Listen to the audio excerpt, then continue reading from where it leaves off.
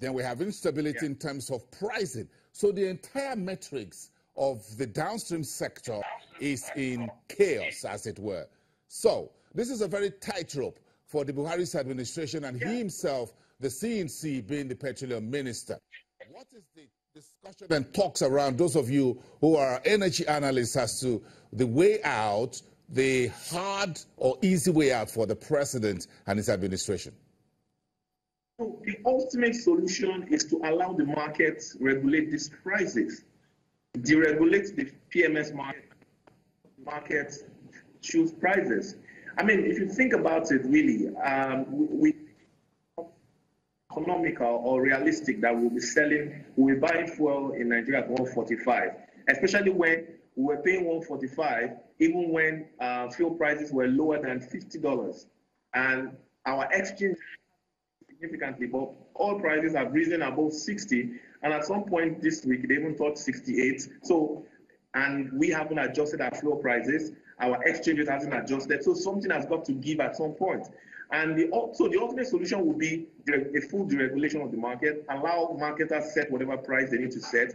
I can assure you that competition in the market will ensure that prices will eventually come down, but to ensure that we have adequate supply to the country, because we have to face the fact that demand actually is growing.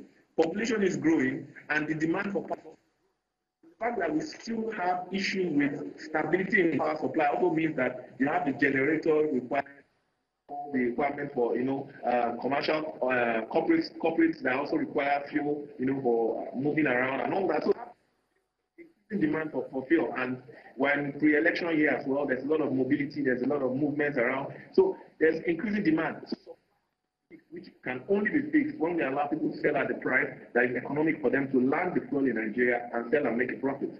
So that's the ultimate solution, but that's a very hard solution, because ultimately means is that we will no longer have uniform prices across the country. There will be parts of Nigeria where it will sell for 150, 160, 170, and there will be parts of Nigeria where it will sell for almost as much as 250 naira per liter. And that's the reality we must accept. One question I want to ask here, Dolapo, we apologize, the internet connection there is a little bit patchy, but we can still hear you. We appreciate that. The point is, are Nigerians really ready and willing to pay for petrol at prices higher than 145 naira per liter?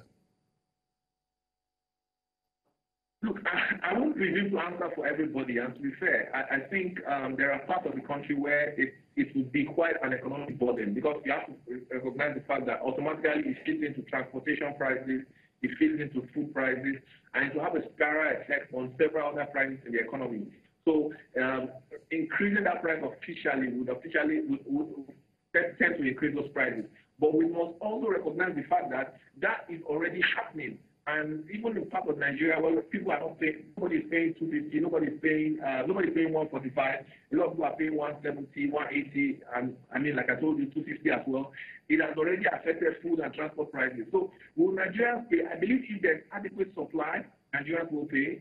And if they're told that the prices are being fairly arrived at and are not being shouted, I think people have no issue with paying. Okay, Dolapo, so I'm stretching that argument a little bit in terms of what consumers face in the new year. So you're of the opinion that if there is adequate supply, so we solve one of the matrix problem, then Nigerians are willing to let go to, say, 145, 148, 200. But again, do we have what it takes from a macroeconomic point of view to have this, or what may likely be some dislocation or discomfort for the economy when we fully deregulate and let prices go the market way? We do. And that's also the sad part of it, which is why I think government is always very hesitant to fully deregulate the market. Don't forget, what we're talking about here is PMS. PMS is about 70% of our petroleum products demand in the country. We don't have infrastructure to distribute it effectively around the country. So again, distribution costs are going to increase as people try to reflect their own view of what a true distribution cost should actually be, as against the 6 naira and is captured as bridging cost right now. Then also security, a lot of charges that marketers often have to is not factored into the pricing template will also be reflected in their prices across the country. So what I mean is, basically, this means that we will find a lot of differentiated pricing around the country, and there is no safety net. There's no palliative per se that the government can really offer to ensure that people can continue to pay these high prices, but except the assurance that the market will work. The market will ensure that marketers then compete among themselves to sell their products and source or lower prices over time, and then prices will eventually reduce. There's really nothing else that can be done. Well, Dolapo, one key issue in market deregulation is regulation itself. Dolapo, are you there?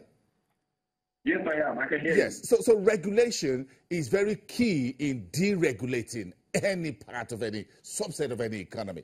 Do you think we have that to start with before we open the doors and the windows and we let market forces rush in and take hold of the market?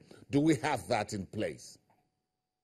Okay, I mean, if you look at what we've done with diesel, with kerosene, well, not kerosene, but with diesel and aviation fuel and some other fuel, you notice that what we've done really is we've deregulated them, and I mean, PPRE, PPMC, NMPC, their work has really just been ensuring the quality of fuels that come into the country, and ensuring that marketers also then tend to bring in what the right type of fuel. But beyond that, we've not had any issues per se.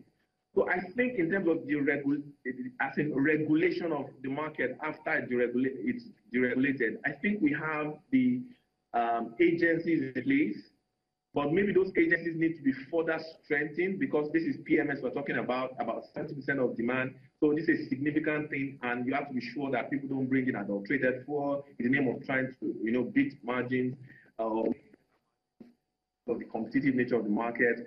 So do we have it yet? I'd say not totally, but we have the agencies that we need in place. We just need to strengthen them and give them the right backing to ensure that they do what they need to do.